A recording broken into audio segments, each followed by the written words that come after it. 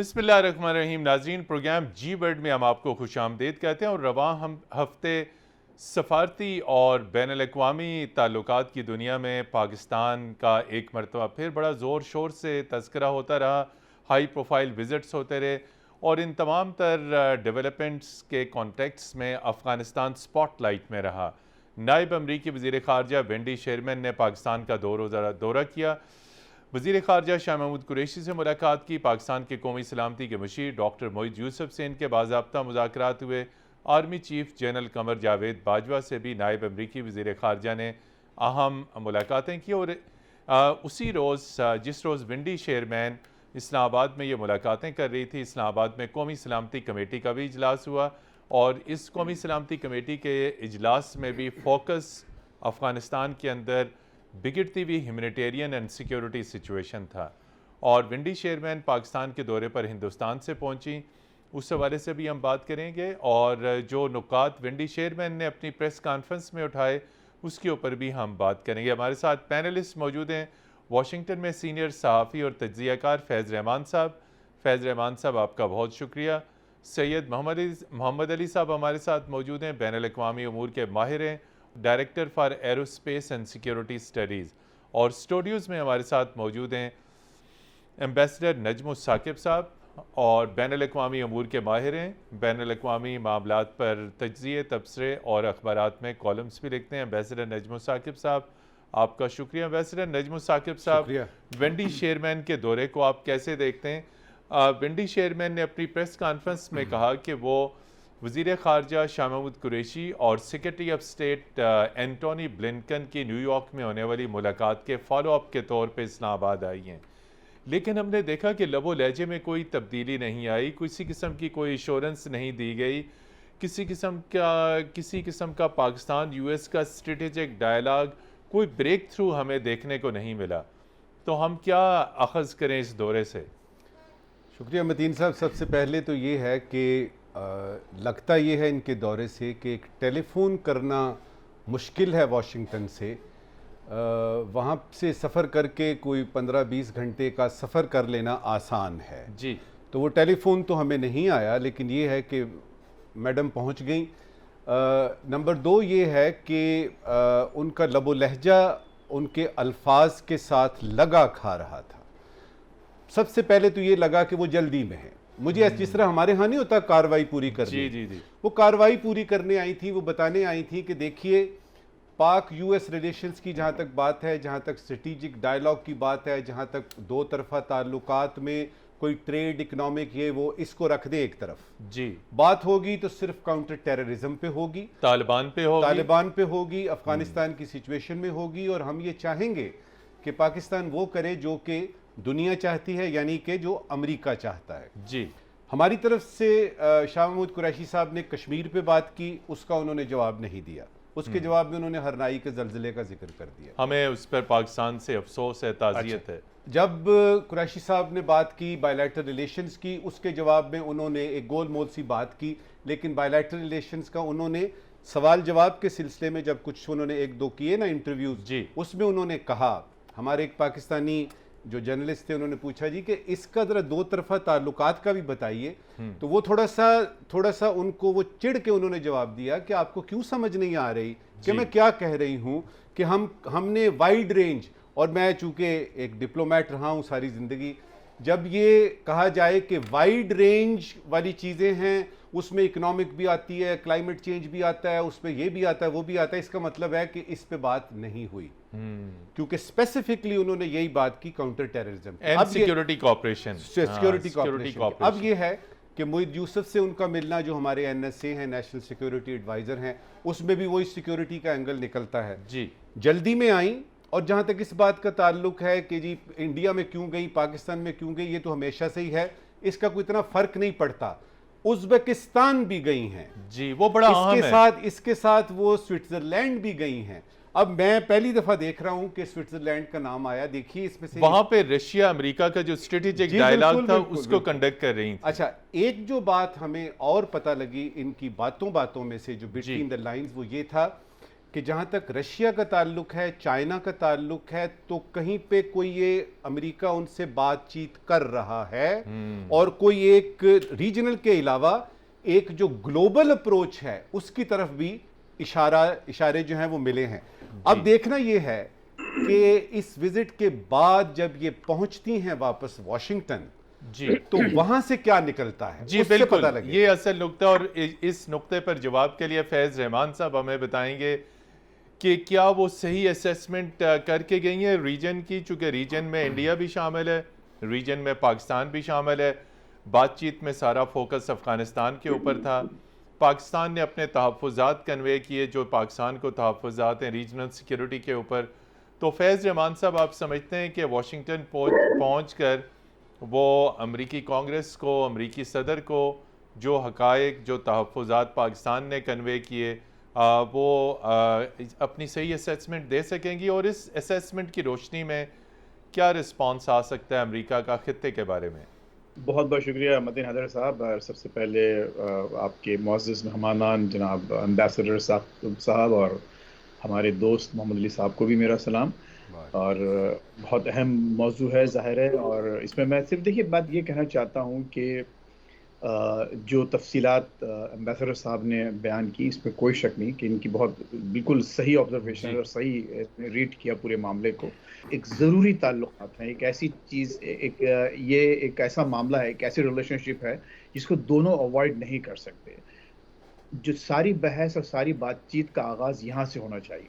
अच्छा, अब ये देखिए, जब दो लोग एक गाड़ी में सफ़र करते हैं तो वो गाड़ी कभी वाइड बुलेवार्ड से गुजरती है, कभी तंग गलियों से गुजरती है, मंजिल तक it's an on going journey. इसको ताल्लुकात को हमेशा इसको हम कोई एंड रिजल्ट या ज़ीरो सम गेम ना समझें कि बस ये आज डेडलाइन है और आज अगर ऐसा हो गया तो कल ऐसा नहीं होगा। It's a journey.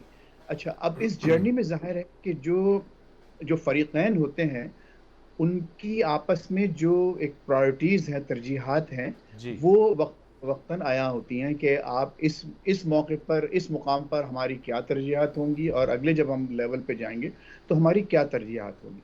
मेरा इस एनालॉजी को देने का मकसद ये है कि इस वक्त जो पाकिस्तान और अमेरिका के जो ताल्लुकात हैं वो बहुत ही एक स्पेसिफिक, बहुत ही मखसूस गली से गुजर रहे हैं, और जिसमें एक हम सबको ये बात ज़हन में रखना चाहिए, हम तज्ज़िया करने से पहले, लिखने से पहले सोचें कि अमेरिका इस वक्त एक बहुत बड़े बहरान से गुजर रहा है और गुजरा है। ये अफ़गानिस्तान का जो मामला है, इसको आप अंडर एस्टिमेट ना करें।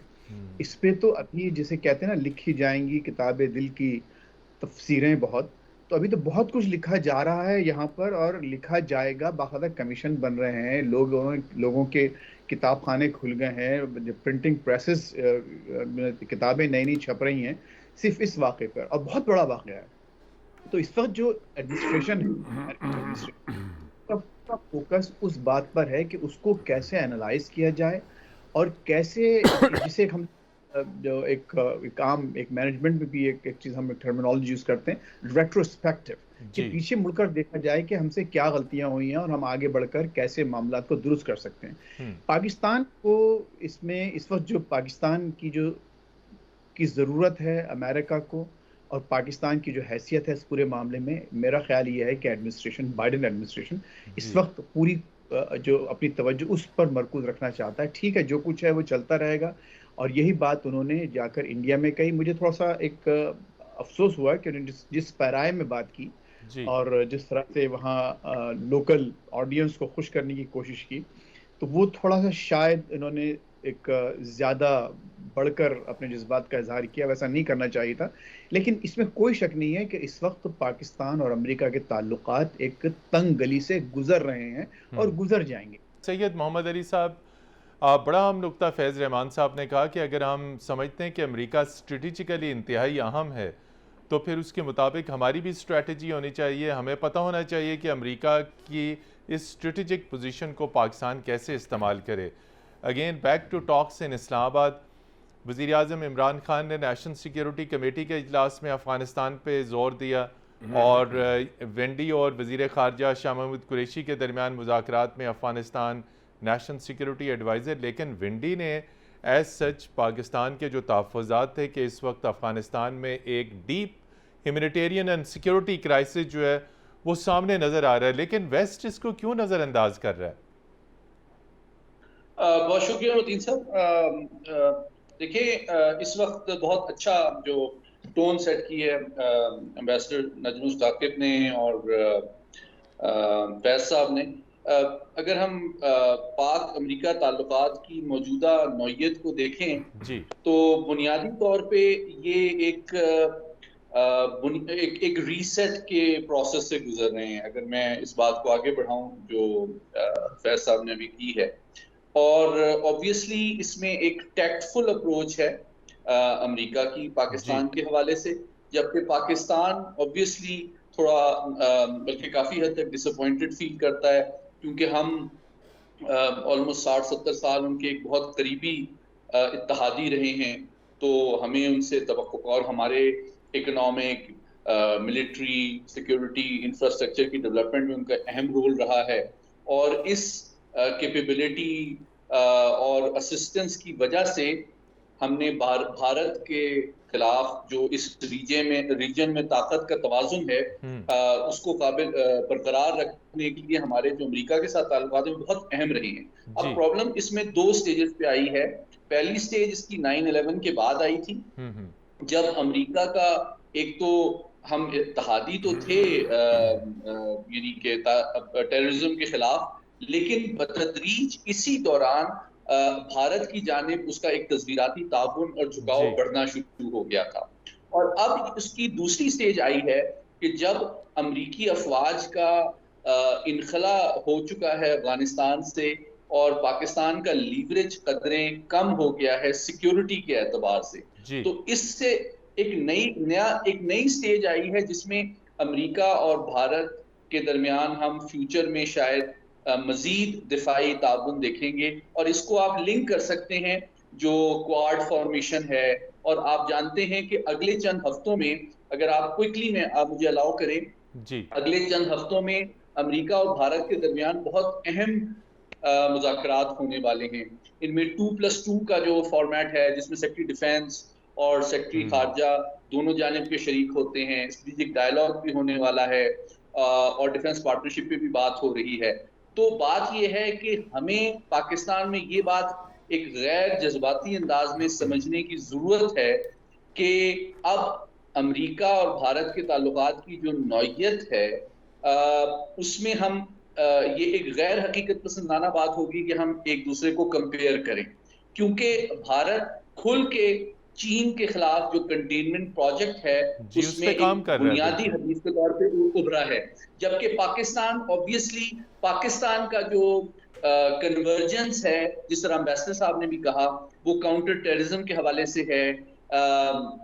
और उसके अलावा हमारी कोशिश है, और जिस तरह फैज साहब ने भी कहा, और ये कोशिश एक दिन में नाकामयाब होगी लेकिन मुसलसल जारी रहेगी कि हम अपने बायलैटरल रिलेशंस को डाइवर्सिफाई करें, ट्रेड, इन्वेस्टमेंट में, एनवायरनमेंट में, इकोनॉमिक कोऑपरेशन में, और इवेंचुअली रीजनल कनेक्टिविटी में। लेकिन ये एक दौरे से या एक हाई लेवल मीटिंग से या एक फोन कॉल पे नहीं होगा। जी बिल्कुल मोहम्मद अली साहब, और सब्र की जरूरत है। जी सब्र की ज़रूरत है। महज एक टेलीफोन कॉल से ताल्लुकात में ब्रेक थ्रू नहीं हो सकता। इस इंतहाई अहम मौजू पर गुफ्तगू का सिलसिला जारी रखेंगे। यहाँ पर लेते हैं एक मुख्तसर ब्रेक।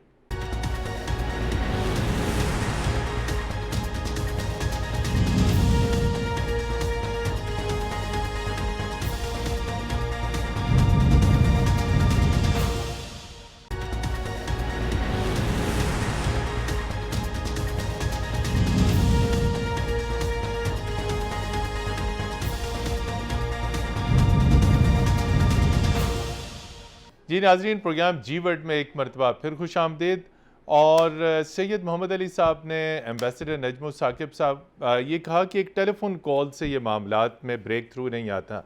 असल मसला क्या है अमेरिका का पाकिस्तान के साथ? क्यों ये हमेशा जो है वो गुत्थी सुलझ नहीं रही? अफ़गानिस्तान हो, ख़ित्ता हो, सैयद मोहम्मद अली साहब कह रहे हैं भारत को धमकी दी जा रही है।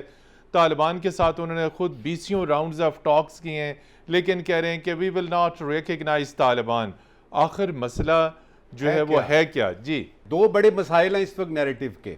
पहला नैरेटिव ये कि हमारा तालिबान के साथ इतना ज़्यादा इन्फ्लुएंस वाला रिश्ता नहीं है। अनफॉर्चुनेटली हम इसको सेल नहीं कर सके, इस बयानिए को हम अक्रॉस द टेबल मनवा नहीं सके। दूसरा है कि कश्मीर, पाकिस्तान इंडिया ताल्लुकात और जो खित्ते में दो न्यूक्लियर ताकतों का होना, न्यूक्लियर फ्लैश पॉइंट, इसका अमेरिका को कोई फर्क नहीं पड़ता।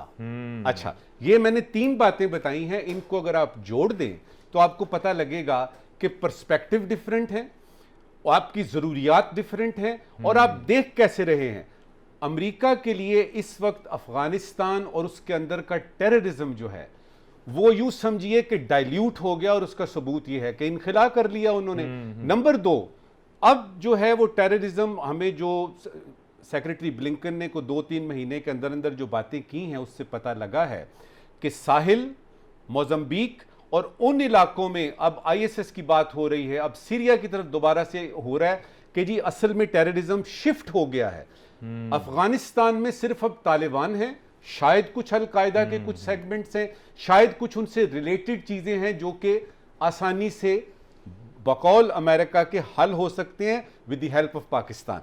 ये एक ऐसा दौर है, ये एक ऐसा मोड़ है मतीन साहब जी, जिसमें कि पाकिस्तान को अपने कार्ड्स जो हैं, मैं अपने दोनों दोस्तों के साथ बिल्कुल, आपने सिर्फ यही नहीं कमाल होशियारी से सिर्फ यही नहीं देखना कि हमें इसमें से मिलेगा क्या।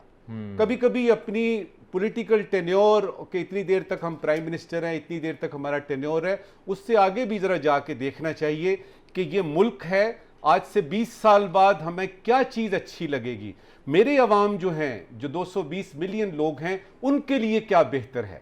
अब आपने महंगाई का भी ख्याल करना है और आपने उसके साथ साथ इस टेररिज्म के अफरीत से भी लड़ना है। जी फैज़ रहमान साहब, इसके साथ साथ अगर हम बायलैटरल ट्रैक की बात करें पाकिस्तान अमेरिका की, तो नायब अमरीकी वज़ीर ख़ारजा विंडी शेरमैन ने एक पाकिस्तानी सहाफ़ी के सवाल के जवाब में कहा कि दुनिया के बहुत सारे लीडर्स हैं जिनकी ख्वाहिश है कि अमरीकी सदर उन्हें टेलीफोन करें, और जहाँ तक पाकिस्तानी वज़ीर आज़म इमरान खान का तल्लक है, सब्र कीजिए, हौसला कीजिए, टेलीफोन कॉल आ जाएगी। तो दुनिया भर के मामलात तो एक तरफ है, एम्बेसडर नजमुल साकिब साहब कहते हैं हमारी एक स्ट्रेटेजिक लोकेशन है, तो हम अपनी इस तमाम तर हमेशा स्ट्रेटेजिक लोकेशन के बावजूद पीछे रह जाते हैं। हमें तो टेलीफोन कॉल पहले आनी चाहिए थी। तो आप क्या समझते हैं कि अगर टेलीफोन कॉल भी आ गई तो पाक अमेरिका ताल्लुकात में कोई ब्रेक थ्रू आ सकेगा, जो ब्रेक थ्रू नहीं आ रहा? फैज़ रहमान साहब। जी बहुत बहुत शुक्रिया। देखिए, जो एम्बेसडर साहब ने बात मेरा ख्याल है बहुत एक होलसम पिक्चर पेश की है आपके सामने, और उन्होंने बिल्कुल दुरुस्त फरमाया कि ये आपकी जो एक स्ट्रेंथ है वो आपकी अपनी इंटरनल स्ट्रेंथ, जो डोमेस्टिक इश्यूज हैं उससे भी बनती है, फिर ज़ाहिर है आपकी खारजा पॉलिसी भी। और देखिए इस वक्त जो सबसे अहम नुक्ता है वो पाकिस्तान के, जैसे एम्बेसडर साहब ने फरमाया, पर्सपेक्टिव। मेरा अपना ख्याल ये है कि पर्सपेक्टिव्स एक फिक्स्ड एक चीज़ नहीं है, इससे dynamic thing, it keeps change. जैसे हम अगेन मैं गाड़ी की मिसाल दूंगा, जब आप गाड़ी में सफर करते हैं तो आपका पर्सपेक्टिव भी चेंज होता रहता है, यानी आपके मनाजिर भी चेंज होते रहते हैं, आपके पीछे भी और आगे सब चीज़ें चेंज होती रहती है, चूंकि सफ़र है, जर्नी है। तो पाकिस्तान और यूएस के ताल्लुकात भी इसी नौयत के हैं और ये पर्सपेक्टिव चेंज होते रहे हैं और होते रहेंगे। ट्रंप के ज़माने में आप देखिए बात बिल्कुल डिफरेंट थी, आज बाइडन एक बिल्कुल एक डिफरेंट, ट्रंप ने जिस तरह से इमरान खान साहब के साथ ताल्लुकात इस्तवार किए, जिस तरह से एक जो गर्मजोशी का मुजाहरा किया, बाइडन एक बहुत ही सर्द महरी का मुजाहरा कर रहे हैं। देखिए हम अपने मेयारात खुद तफवीज़ कर रहे हैं, यानी हमने ऐसी चीज़ों को अपना मेयार बना लिया है ताल्लुकात का जो कि बेमानी है। यानी सिर्फ एक पूरी कौम इस वक्त ये लगी है, यानी देखिए ऐसी इंपॉर्टेंट प्रेस कॉन्फ्रेंस में ये सवाल किया जा रहा है कि जी आपने कॉल क्यों नहीं की। मैं नहीं समझता कि ये मामलात जो है, ये छोटी चीज़ें जो ये समझ लीजिए कि एक छोटे से एक्शंस हैं, उसकी बुनियाद पर आप ताल्लुकात को इवेल्युएट कर रहे हैं, क्योंकि हमारे पास वजीर सैयद मोहम्मद अली साहब, आजकल ये बातें हो रही हैं कि जी वाशिंगटन में सफ़ीर की तब्दीली कर ली जाए, तो क्या आप समझते हैं कि महज एक एम्बेसडर की तब्दीली से कहा यह जा रहा है कि वहाँ पे हमारा नुक्ता नज़र नहीं सही तरीके से पहुँच रहा? दोनों गेस्ट ये कह रहे हैं हमारा पर्सपेक्टिव, हमारा नैरेटिव, हमारी कहानी, हमारा नुक्ता नज़र। तो सवाल ये है आपसे कि आप वाशिंगटन में भी रहें, क्या महज सफ़ीर की तब्दीली से जो हमारे स्ट्रेटेजिक गोल्स हैं, आप समझते हैं कि वो फिर पूरे हो पाएंगे और उनकी जगह अगर कोई पॉलिटिकल अपॉइंटमेंट कर दी जाए? देखिए मदीन साहब, जो सफ़ीर पाकिस्तान होता है वाशिंगटन, एक दुनिया का बहुत अहम तरीन सियासी मरकज़ है, उसका बहुत अहम रोल होता है ऑब्वियसली। लेकिन मैं समझता हूँ कि दोनों रियासतों के हमा जहत बाहमी ताल्लुकात को समझने के लिए आई थिंक कि सिर्फ ये टेलीफोन कॉल या एक दो अफराद से तमाम तवक्कुआत वाबस्ता करना गैर हकीकत पसंदाना होता है। अगर आप मुझे अलाउ करें तो ब्रीफली आप देखें, पाक यूएस रिलेशनशिप जो है ना, उसकी 4 डायमेंशन है। जी। एक उसकी पॉलिटिकल डायमेंशन है या डिप्लोमेटिक डायमेंशन है कि आप इंटरनेशनल इशूज, और मैं इसको कंटेक्चुअलाइज कर रहा हूँ जो एम्बेसडर साहब और फैज भाई ने जो पहले बात की है कि international issues, world order, international system पे क्या आप दोनों का पर्सपेक्टिव एक है। और हम कोशिश कर रहे हैं कि हम ये बताएं अमेरिकी क़यादत को कि पाकिस्तान जो है वो एक स्टेटस को पावर है, जबकि भारत जो है वो एक एंटी स्टेटस को पावर है। इसका मतलब क्या है? इसका मतलब ये है कि भारत को चाइना के खिलाफ आर्म करने और बढ़ावा देने की जो अमेरिकी तवक्को और पॉलिसी है, वो इवेंचुअली एक मल्टीपोलैरिटी को एक्सेलरेट करेगी, जो कि एक्चुअली अमेरिकन इंटरेस्ट में नहीं है। दूसरा एस्पेक्ट जो है वो इकोनॉमिक है जी। इसमें प्रॉब्लम ये है कि अमेरिका ने पाकिस्तान में इन्वेस्टमेंट्स तो बहुत नहीं की हैं, लेकिन पाकिस्तान की सबसे बड़ी एक्सपोर्ट मार्केट भी अमेरिका है, और अमेरिका का आईएमएफ, वर्ल्ड बैंक और एशियन डेवलपमेंट बैंक में लीवरेज भी बहुत ज्यादा है जी। और फैटफ रिव्यू पे भी उसका काफी असर होता है। अच्छा, तीसरी डायमेंशन सिक्योरिटी है, और आई थिंक बहुत अच्छी एक्सप्लेनेशन आपके सामने आई कि हमारे कंसर्न्स इंडिया की तरफ हैं और हम तवक्को और ख्वाहिश रखते हैं कि भारत के हवाले से जो हमारी सिक्योरिटी की तशवीश है उसको अमेरिका समझे और उसको कम करने में मदद दे। लेकिन उसमें नजर ये आ रहा है कि अमेरिका इंक्रीजिंगली अफगानिस्तान के लेंस से पाकिस्तान को देख रहा है रादर देन इंडिया के। और आखिरी एस्पेक्ट जो है ना वो कल्चरल और ह्यूमन राइट्स का है। और इसमें मैं क्विकली आखिरी बात ये करना चाहता हूँ कि अगर आप देखें तो 2 दिन पहले यूएन ह्यूमन राइट्स काउंसिल में करारदाद पेश हुई है, 47 मेंबर्स हैं उसके, जिसमें पाकिस्तान, रूस, चीन, एरिट्रिया और वेनेजुएला ने अपोज किया है कि जो ह्यूमन राइट सिचुएशन है अफगानिस्तान में, इस पे तशवीश का इजहार करना गैर मुनासिब है। जबकि मगरबी ब्लॉक ने उनको अगर शामिल किया जाए, और उसमें भारत ने भी उसका साथ दिया है, 28 मुल्कों ने अफगानिस्तान की मौजूदा ह्यूमन राइट्स की सिचुएशन पे तशवीश का इजहार किया है। तो मैं कहना ये चाहता हूँ कि जो मगरबी ताकतें हैं वो अफगानिस्तान को एक और लेंस से देखती हैं, और अगर पाकिस्तान बहुत ज्यादा ये तकरार करेगा कि जी अफगान तालिबान को रिकॉग्नाइज करना चाहिए, तो ना सिर्फ ये कि पाकिस्तान और मगरबी ताकतों के दरमियान कन्वर्जेंसेस कम होंगी, बल्कि पाकिस्तान बहुत ज्यादा पॉलिटिकल कैपिटल इसमें लगाएगा। ज्यादा इंपॉर्टेंट बात यह है कि पाकिस्तान इंकरेज करे ह्यूमन राइट ऑर्गेनाइजेशन। जी बिल्कुल, सैयद मोहम्मद अली साहब इस नुक्ते पे गुफ्तगू का सिलसिला जारी रखेंगे। रादर देन स्टेट रिकॉग्निशन आए, जो कि अभी इमीडिएटली अनलाइकली है। जी बहुत शुक्रिया। मौजू पर गुफ्तगू का सिलसिला जारी रखेंगे। यहाँ पर लेते हैं एक मुख्तसर ब्रेक के बाद आपकी खिदमत में फिर हाजिर होंगे।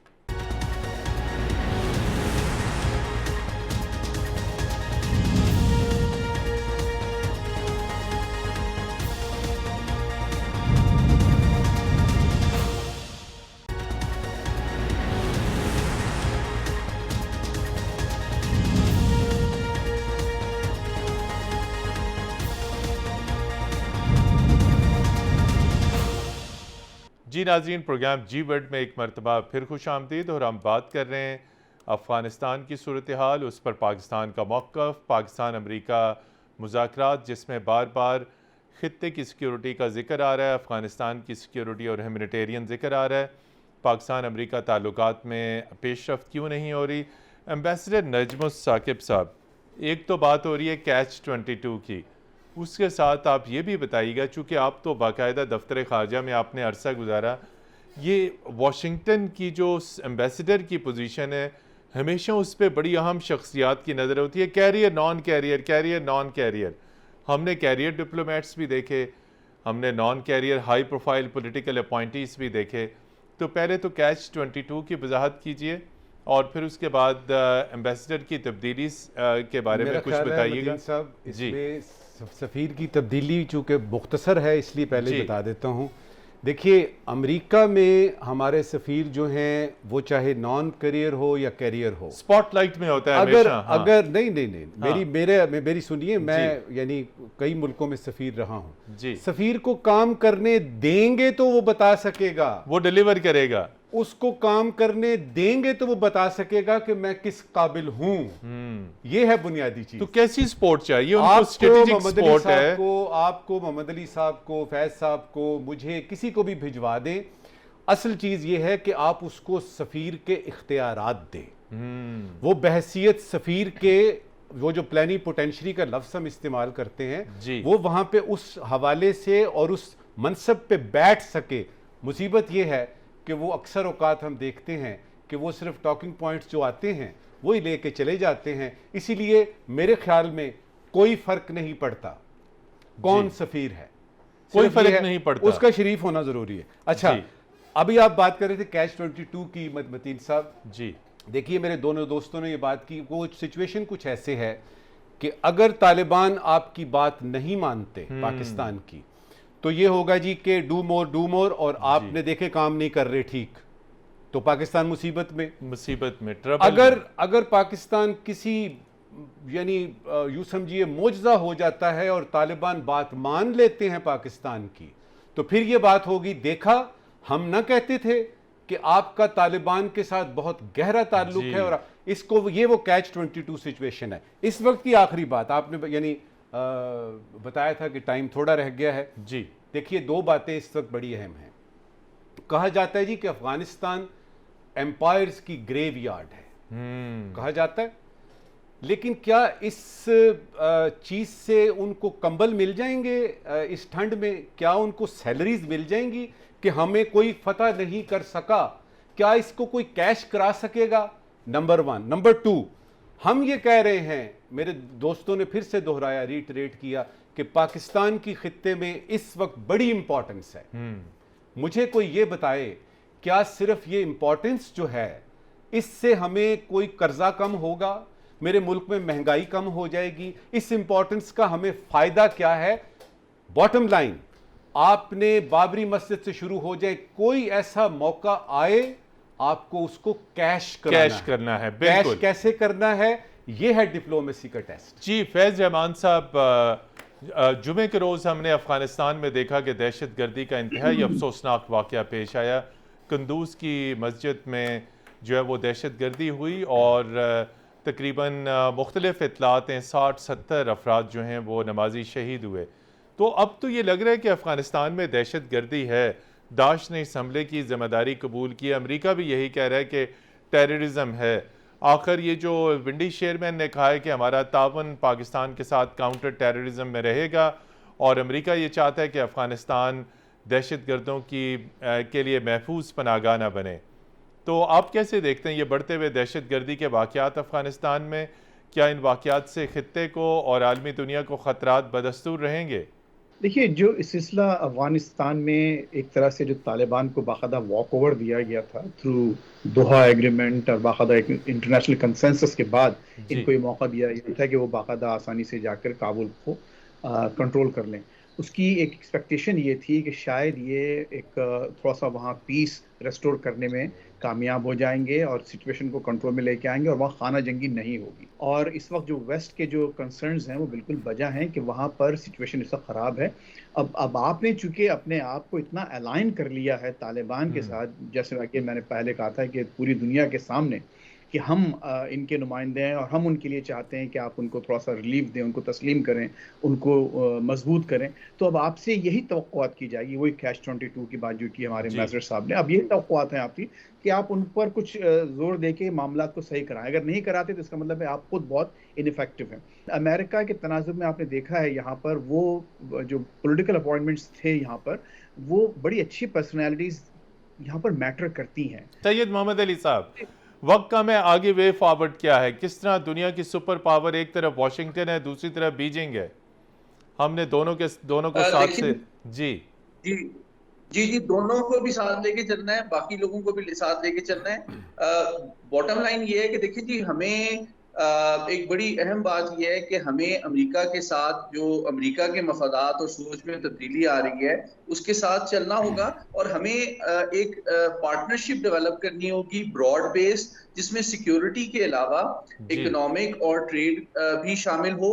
और हमें we should not look for new masters, जी whether with Washington, whether with China, whether with Russia, we जी should look for partnership। ये हमें अपनी तवक्कुआत भी रियलिस्टिकली रैशनलाइज करने की जरूरत है। और दूसरी बात, आखिरी बात ये कि हमारी जो ये तवक्कुआत है कि एक फर्द वाहिद जो है, चाहे वो लीडर हो चाहे एम्बेसडर हो, वो कोई डिसाइसिव रोल प्ले करेगा। मैं समझता हूँ पाकिस्तान की डायस्पोरा का, हमारी एकेडमिया का, हमारी जी बिजनेस कम्युनिटी का उतना ही अहम रोल है जितना हमारे दफ्तर खारजा का है। जी, और गैर बहुत हकीकत शुक्रिया पसंदाना बात है। जी। 10 सेकंड नजमुल साकिब साहब, रैप अप। कुछ महीने पहले इस्लामाबाद में एक सिक्योरिटी डायलॉग हुआ था और हमारे सिपा सलार ने और प्राइम मिनिस्टर ने खिताब फरमाया था और उसमें एक बात हुई थी, मेरी ख्वाहिश होगी, हम सब की शायद ये ख्वाहिश हो कि अफ़गानिस्तान भी चलता रहेगा, कश्मीर भी चलता रहेगा, ये मसाइल भी चलता रहेगा।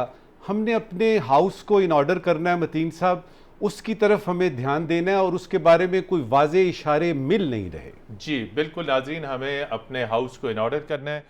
पाकिस्तान में मौशी इस्तेकाम, सियासी इस्तेकाम, सिक्योरिटी इस्तेकाम, सबसे बढ़ के मौशी इस्तेकाम होगा तो दुनिया भर में हमारी खारजा पॉलिसी, हमारा बयानिया, हमारी सफारतकारी जो है वो मौसर अंदाज में आगे बढ़ सकेगी। वाशिंगटन हमें झुक के सलाम करेगा। एम्बेसडर नजमुल साकिब साहब, वाशिंगटन से ख़ास तौर पे हमें ज्वाइन किया फैज़ रहमान साहब ने, सीनियर सहाफ़ी और तज्ज़ियाकार, और सैयद मोहम्मद अली साहब ने। आप तीनों हज़रात का बहुत शुक्रिया। प्रोग्राम जी वर्ड की टीम को मतीन हैदर के साथ अगली इतवार तक के लिए इजाज़त दीजिए। खुदा हाफिज़।